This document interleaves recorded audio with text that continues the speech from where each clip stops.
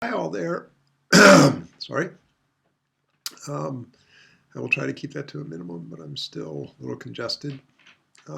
Thank you all for your patience and getting some more review material from me.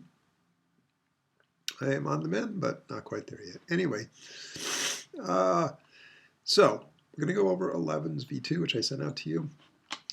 In this, you have an abstract class called board, which means that it has some methods in it that are abstract. We'll take a look at that in a minute. We have 11's board, which extends, which is a superclass of this subclass, so it extends board.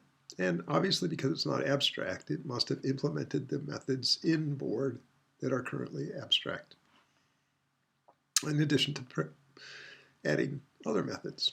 But the abstract methods have to be made non-abstract in 11's board. All right. This version of 11's is one where the computer simply, or not so simply, determines if a move is possible and if the move that the user makes using the graphical user interface is a valid move. Right? But unlike the version that I did last week, the computer does not play the game. The computer just sets up the game and refs the game, so to speak. Okay, card and deck we don't need to go over. So let's look at board. So in board we import list and array list.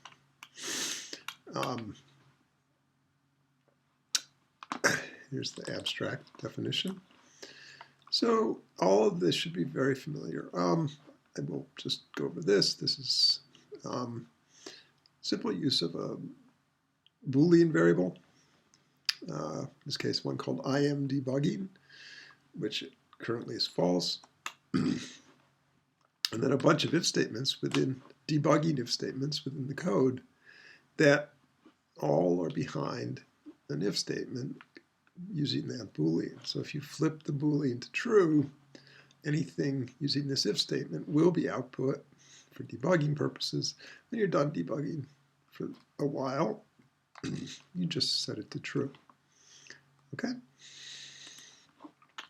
So this does the standard stuff about making a deck, and then it calls deal my cards. So this is a method in board. We'll look at that in a minute. When there's a new game, we call deck.shuffle and deal my cards. So deck.shuffle obviously would take the deck and reshuffle it and then deal the cards again.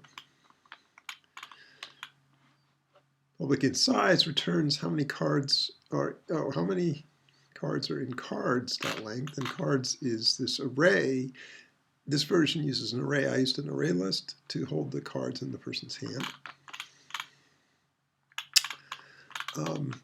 A Boolean method is empty that simply goes through the array, and every time it finds a not equal to element, if it finds any time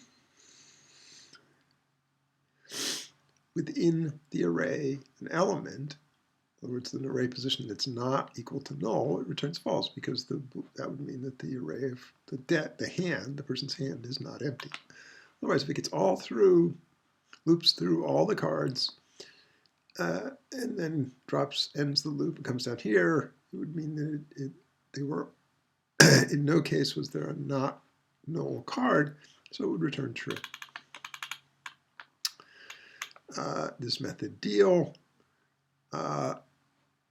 simply takes in an integer, and cards.k, this is the person's hand, is filled with a call to deck.deal. So deck.deal would pull a single card reference from the deck, and it would store it in cards.k. Deck.size returns the size of the deck. That's how many cards you have not dealt yet. And here we have a card at method, which is very similar to the char at method in the string class, right? You supply an index position and it returns the card at that index position. just the way the char method works with characters stored in a string. Replace selected cards takes in a list of integer objects, right, called selected cards. And then using a for each loop here, we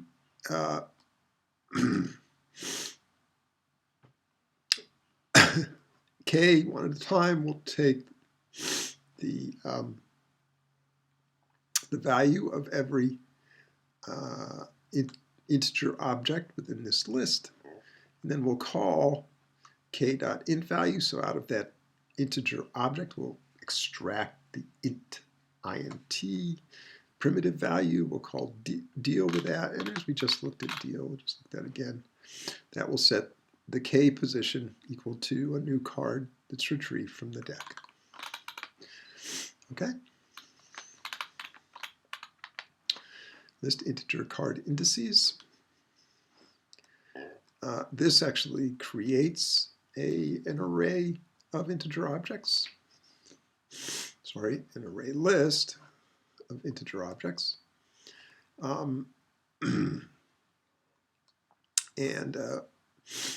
what it does is it goes from k equals 0, k less than cards.length, k plus plus. If card sub k is not equal to null, then selected, which is this array list, which is declared right up here, dot add new integer k, right? So that's the, we're adding the index position of places where we find cards. Right? When it's not null, we're not adding the actual card, we're adding the index position of the card. So this would return an index position of selected cards. Okay, return selected, so it returns that list. We have a toString, which we won't go over. And we have a Boolean method game is 1. If deck is empty, right, we know solitaire we have to get rid of all the deck. Then we go through the hand.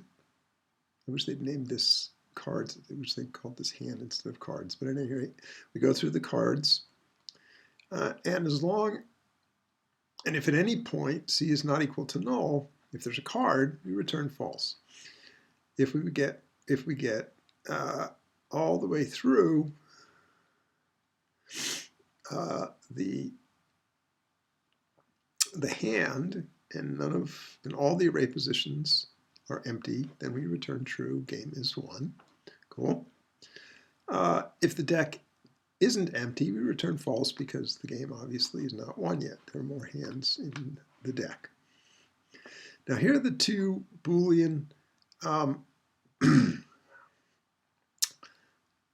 methods, sorry, the two abstract methods, which happen to be Boolean. Abstract methods do not have to be Boolean. These two happen to be.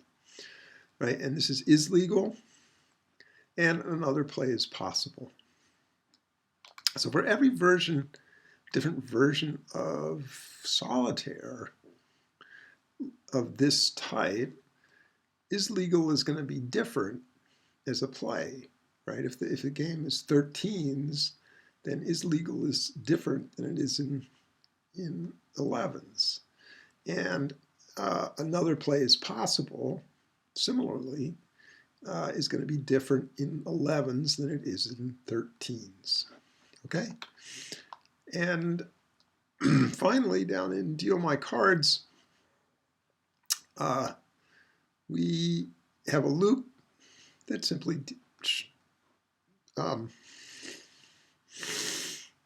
will fill the person's cards with however many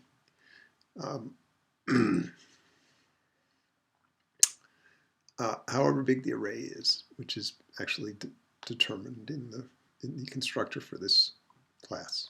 Okay, so it's passed in. So that's why this would work for a game of 11, game that had different solitaire games that have different numbers of cards on the board, so to speak. Okay, So I'm going to stop there, and then I'm going to do one more video today in which I go over the the 11s board, which uses this. All right, thanks. Hope this is clear. If not, please get in touch.